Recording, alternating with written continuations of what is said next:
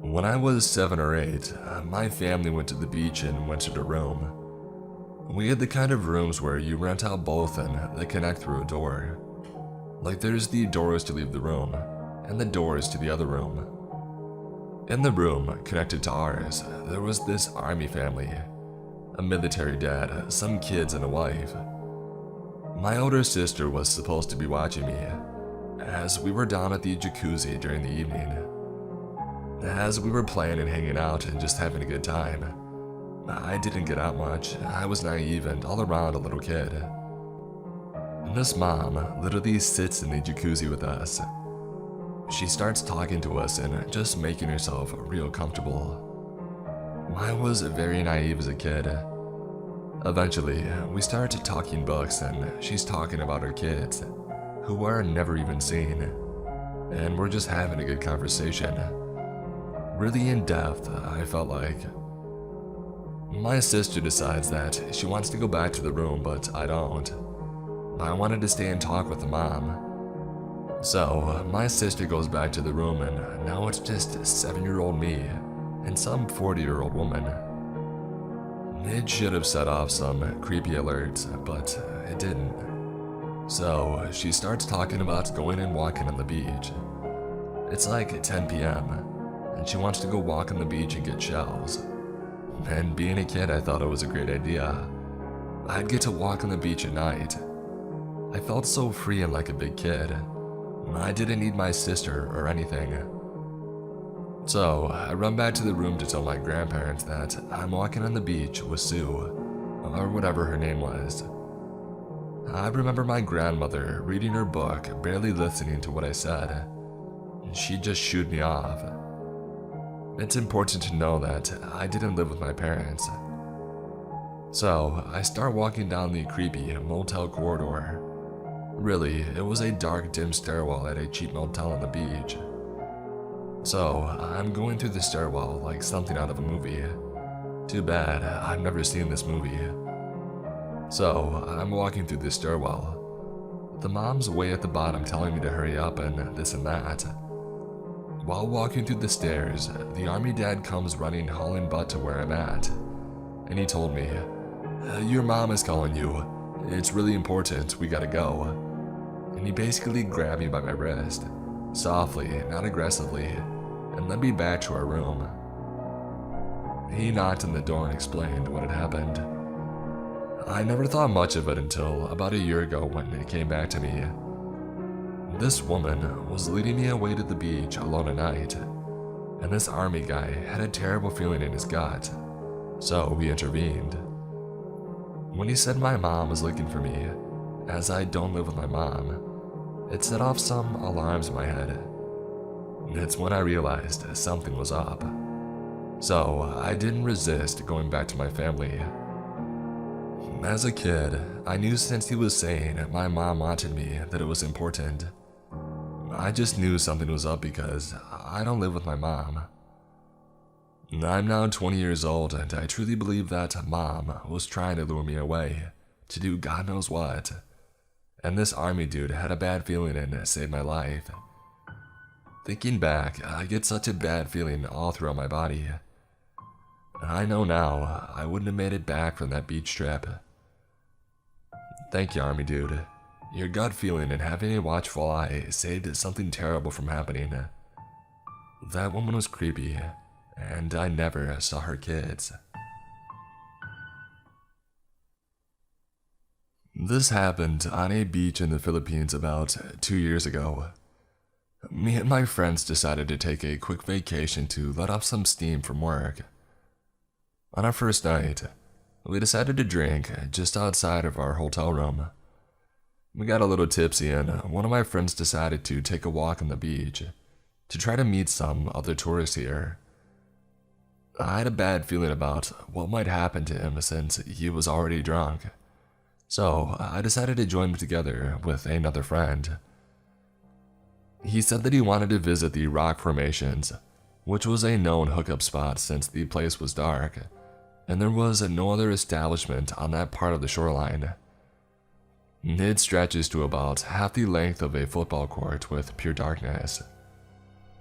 I was reluctant about the idea of him going, but he was adamant. So I agreed, as long as he comes back after a few minutes. Me and my other friend waited on the last bar on the end of the shoreline before the dark area starts. Me and my friend were talking about something when we heard a gut-wrenching scream. It sounded like our friend, so we decided to rush in. The only light at that time is coming from the moon, so my friend decided to pull out his phone and turn on the flashlight. We asked around and saw some people hooking up on the sand. We asked if they saw our friend, giving them descriptions on what he might look like, but they said that they never saw him. Our hearts were pounding at this point because we don't know what might have happened to him. We ran until we reached the end of it. There was a huge rock on the shore about 15 feet tall, with a local guy standing on top of it. We asked him, "Have you seen our friend?" He was about my height, wearing a black shirt. He said, "Was he gay?" I didn't see the relevance of that question, but I said yes. "Well, he might have went there in the mangroves," and then pointed to a darker part of the beach filled with mangroves. Using only the light on the phone, we tried searching the small area. It looks like a tiny shelter with the overgrown plants acting as the roof. When we turned back, the guy on the top of the rock is already walking towards us. And then two more guys popped up behind him, probably hiding behind the huge rock. "He wasn't there," I said. And then the guy who was on the rock did a karate chop on my friend's arm, making him let go of his phone, which was successful, as the phone rolled in the sand. My friend was able to grab the phone, and that's when he shouted, "Run!" I was confused with what just happened, that I just started running after he said run, without actually knowing what we were running for. And that's when it hit me that it was an ambush, that we were led into the mangroves for them to steal my friend's phone. I was running for a few seconds when I started feeling the weight on my feet. The sandals that I was wearing got really heavy because I wasn't aware I had been running on wet sand. My friend took off his flip-flops for him to run faster. I wanted to do the same, but I then realized my sandals were a strap-on, so I just continued running. I could hear the guys chasing us saying, "Hey, stop, we're just joking." I don't want to fall for what they said, so I continue running, and my legs are starting to feel numb since I'm not really an athletic person. There came a point where I wanted to just stop since I didn't have anything valuable with me. But then I thought that could be a reason for them to harm me, so I ran with all my might till we got to the first bar. My friend was already there catching his breath when we saw the friend that we were looking for, laughing and talking to the locals. We wanted to punch him for what he put us through, but he had no idea what just happened, so we let it go. Our vacation still went through, and we still go to that island from time to time, but we vowed to never go to that side of the beach ever again. Now, that part of the beach has already been closed to tourists. So, to those guys who tried to mug us on the beach, please, let's not meet. And one other thing, my friend said he wasn't the one who screamed, but it sounded like him. If it wasn't him, then who was it?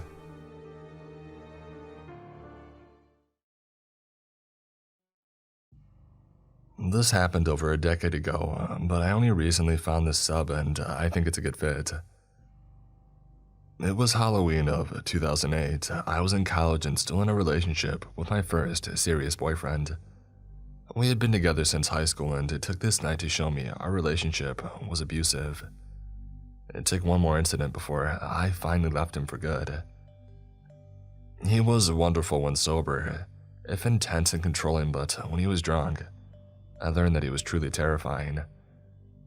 This was the first such incident that truly scared me. He had joined in a stupid game, a Gatorade and Shine challenge.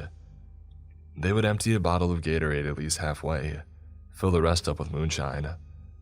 The goal was to finish the bottle within an hour and to have them tell crazy stories. When he completed the challenge, but he never did tell his friends the story. He couldn't remember most of it and it painted him in a horrific light. He knew things were heading downhill when he started calling me bad names, after saying hi to a guy friend at a party that we were at. I decided that we'd better head home before he got any worse. I thought that I could nip it in the bud and manage it. We got home and changed out of our costumes. James wanted to have sex but in his state, and after what he had called me, I wasn't interested. Oddly enough, it led to him calling me more names. I left the apartment to go smoke. Our neighbors were having a party and two guys were outside smoking as well. They came over to see if I was okay.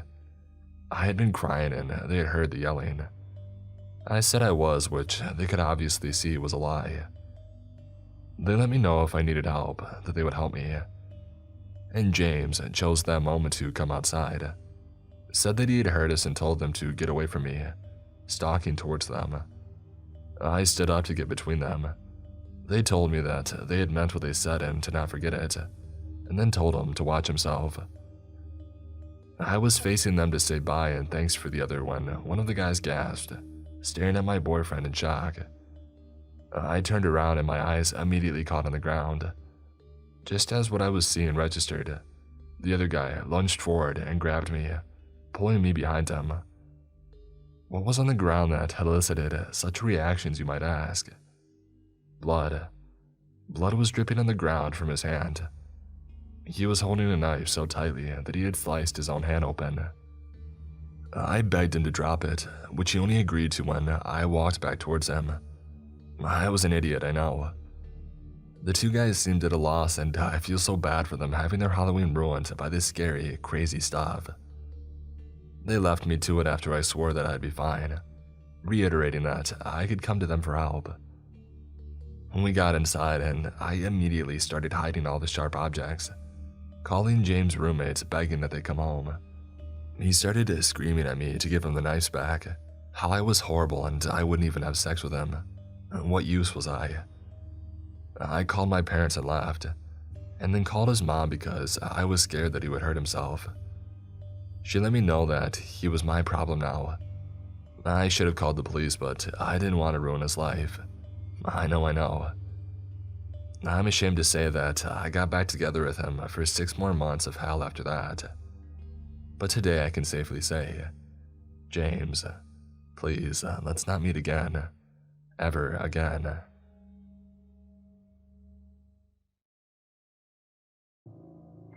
This took place a while ago. I was 13 and my family had just moved to a new town. A new friend of mine from school and I made plans to go trick-or-treating together.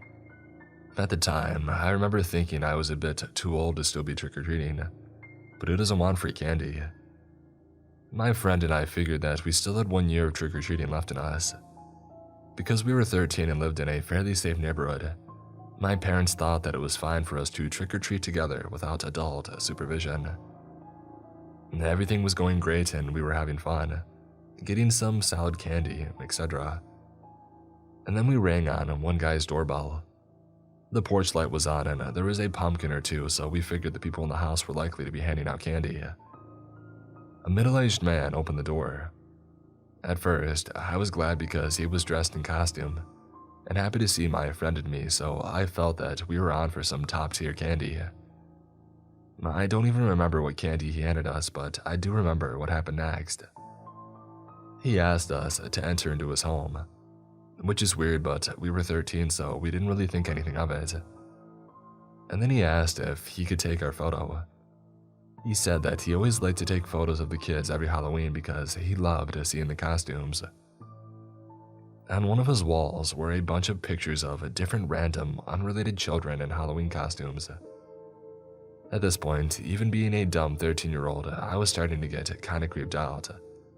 I figured it was best not to upset the man, and let him take the picture and then we could leave. So he snaps the photo of us and then he pulls out a clipboard with a sheet of paper on it with a bunch of names written in childish handwriting. He says that he likes the kids whose pics he's taken to sign their names so he can know who they are. At this point, we were both mega creeped out.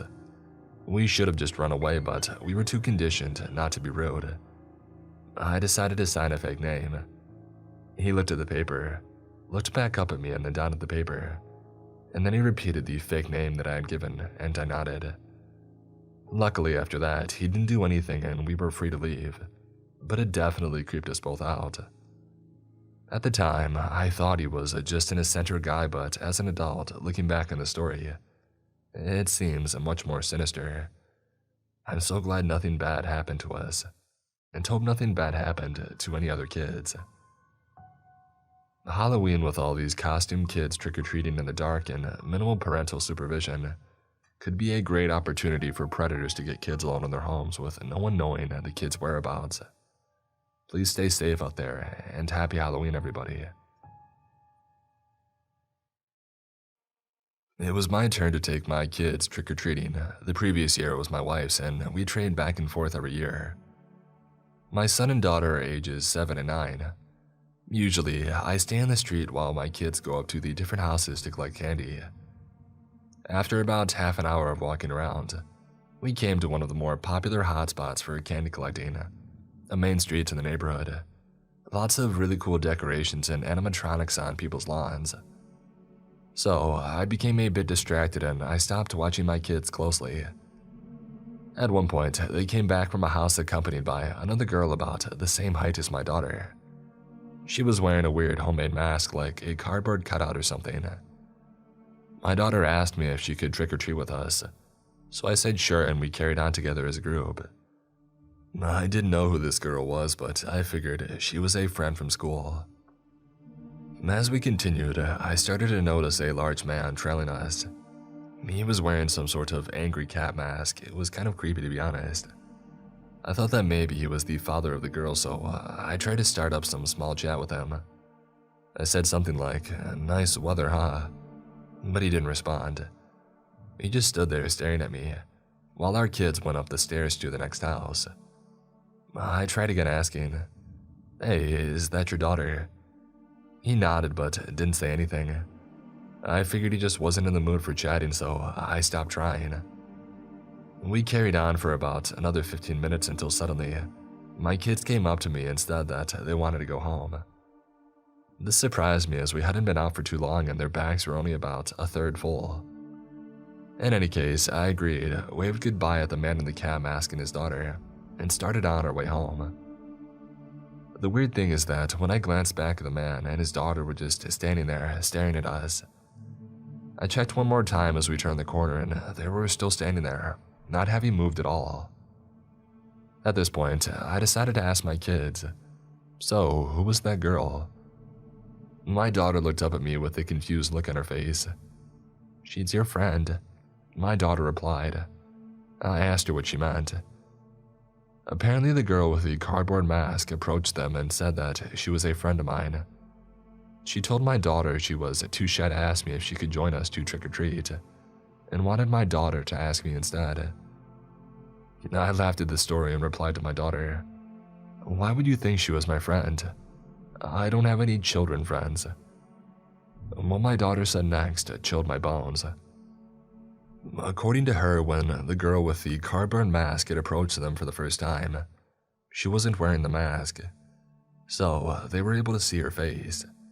As it turns out, she wasn't a girl at all, but an older woman around my age with wrinkles on her face. What's even more disturbing is the old woman had started to steal treats from my daughter's bag, apparently when I wasn't looking. This is why they asked me to go home. The old woman was creeping them out and they wanted to just get away from her. I brought my kids home and told my wife what had happened. We made sure to check through all of their candy but didn't find anything suspicious or off. We didn't call the cops or anything, since nothing really happened. But thinking back, I kind of regret that decision now.